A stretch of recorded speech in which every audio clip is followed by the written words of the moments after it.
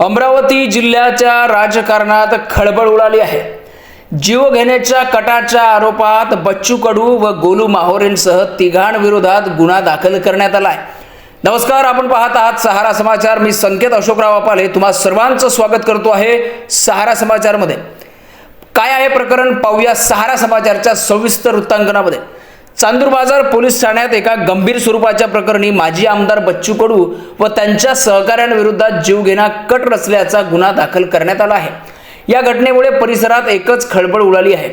याबाबत ग्रामीण पोलीस अधीक्षक विशाल आनंद यांनी अमरावती येथे पत्रकार परिषद घेऊन माहिती दिली। पोलिसांकडून मिळालेल्या माहितीनुसार 3 एप्रिल 2026 रोजी तक्रारदार अभिजित दिगंबरराव तायडे वय 40 राहणार कोल्हा काकडा यांनी लेखी तक्रार दिली की अचलपूर विधानसभा मतदारसंघातील आमदार प्रवीण वसंतराव तायडे यांना राजकीयदृष्ट्या कमकुवत करण्याच्या उद्देशाने त्यांच्या निकटवर्तीयांवर अपघाताचा बनाव करून हल्ला करण्याचा कट रचण्यात आला। तक्रारदारानुसार डिसेंबर महिन्यात कुरळपूर्णा येथील निवासस्थानी झालेल्या एका बैठकीत माजी आमदार बच्चू कडू, शुभम उर्फ गोलू माहोरे व इतर काही इसम आमदार प्रवीण तायडे यांचे चुलत भाऊ अभिजित तायडे यांना ठार मारण्याची चर्चा करत होते। या चर्चेचे ध्वनिमुद्रण एका गोपनीय साक्षीदाराने मोबाईलमध्ये केले असून संबंधित पेनड्राईव्ह हा तक्रारीसोबत पोलिसांकडे सादर करण्यात आला आहे।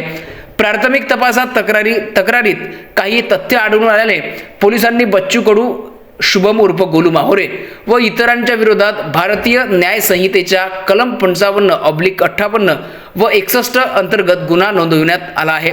या प्रकरणातील ध्वनिमुद्रणाची सत्यता पडताळण्यासाठी ते न्यायवैद्यकीय प्रयोगशाळेकडे पाठवण्यात येणार असून पुढील तपास चांदूर बाजार पोलीस करीत आहेत।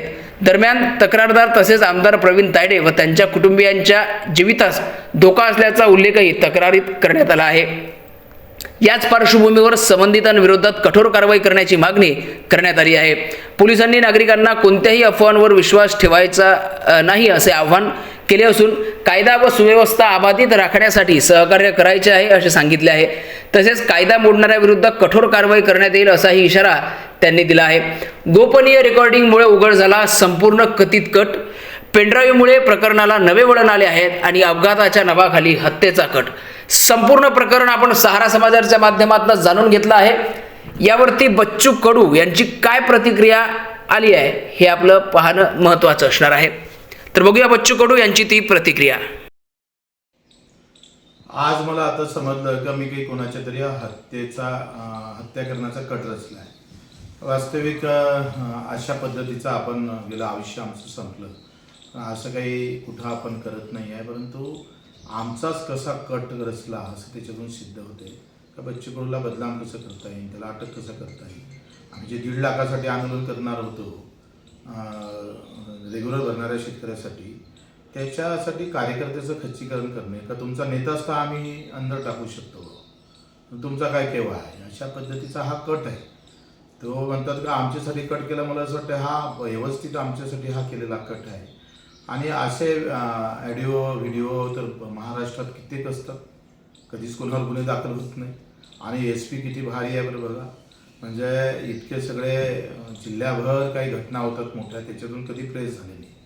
पण आमदाराचा पुतण्या कोणतरी आहे त्याच्यावर काहीतरी कट केला आणि ते डिसेंबर ते एप्रिल 4 महिने होत आहे। अशा पद्धतीचे गुन्हे दाखल करून बच्चू कडूचा आवाज दाबण्याचा प्रयत्न होत असेल तर आम्ही अटकवाले तयार होऊ ना अशा पद्धतीने। आणि ते प्रभू रामचंद्राच्या राम मंदिरातून अटक हो का, रामराज्य कुठं आणि हे राम भक्त कुठं। आम्ही शेतकऱ्यासाठी लढत राहू, मजुरासाठी, दिव्यांगांसाठी लढत राहू। जे जे काही गुन्हे दाखल होईल, अधिक काही गुन्हे दाखल झाले तर आम्ही आमची बदनामी तुम्ही जो काही करण्याचा प्रयत्न होईल याच्यावर तर आम्ही थांबणार नाही।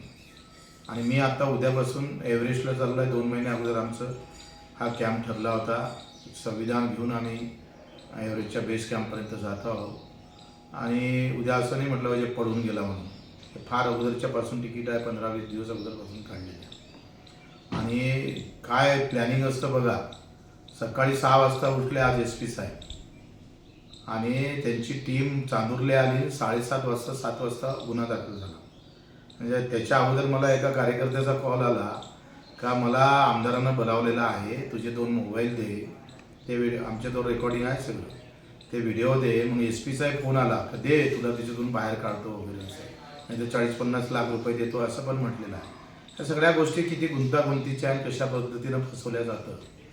आता देवाचीच जर कृपा झाली तर मग आम्ही काय करणार आहे. सत्ता तुमची, फॉरेन्सिक लॅब तुमची, SP तुमचा, तुम्ही कशा प्रकारचे कटकारस्थान करा ते काही सांगता येत नाही. त्यांना सगळ्या यंत्रणाच तुमच्या हाती आहे. कोणत्या माणसाला कसं फसवायचं याच्यासाठी तुमचं चुटकीभरासारखं काम आहे. चुटकी वाजतं तितक्या ह्याच्यात तुम्ही कोणाला कसं फसवताय, कारण सगळ्या यंत्रणा तुमच्या हाती असल्यानंतर ह्या गोष्टी सहज तुम्ही करू शकता. त्यांना आम्ही काही घाबरत नाही आहे आणि आम्ही अशा प्रकारचा हा मूर्खपणा करतही नाही. हा धंदा आमचा नाही. आम्ही रक्तदान करणारे लोक आहोत, जीव देणारे लोक आहे, जीव घेणारे नाही.